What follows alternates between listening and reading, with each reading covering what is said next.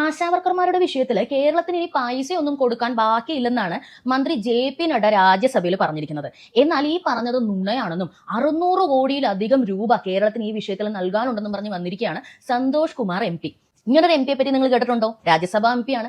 രാജ്യസഭയിലിരുന്ന ഒരു മന്ത്രി പറഞ്ഞ കാര്യം നുണയാണെങ്കിൽ അപ്പൊ തന്നെ സ്പീക്കർക്ക് പരാതി നൽകുകയോ അവകാശ ലംഘനത്തിന് നോട്ടീസ് കൊടുക്കുകയോ ചെയ്യാതെ പുറത്തിറങ്ങി വന്ന് മാധ്യമങ്ങളുടെ മുന്നിൽ പറഞ്ഞിരിക്കുകയാണ് ഈ MP നഡ്ഡ പറഞ്ഞത് നുണയാണെന്ന്. അദ്ദേഹം പറഞ്ഞത് കേരളം ഇതുവരെ യൂട്ടിലിറ്റി കണക്കുകൾ കേന്ദ്രത്തിന് കൊടുത്തിട്ടില്ല എന്നാണ്.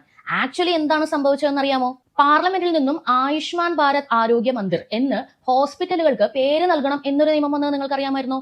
എല്ലാവരും അതിനനുസരിച്ചിട്ട് എല്ലാ ഹോസ്പിറ്റലുടെയും പേര് അങ്ങനെ മാറ്റി. പക്ഷെ കേരളം എന്നത്തെയും പോലെ പറഞ്ഞു ഞങ്ങൾ നടപ്പാക്കില്ല, അങ്ങനൊന്നും പേര് മാറ്റാൻ പറ്റില്ല. അതുകൊണ്ട് തന്നെ കൊടുക്കാനുള്ള തുക കൊടുക്കാൻ പറ്റില്ല എന്ന് കേന്ദ്രവും പറഞ്ഞു.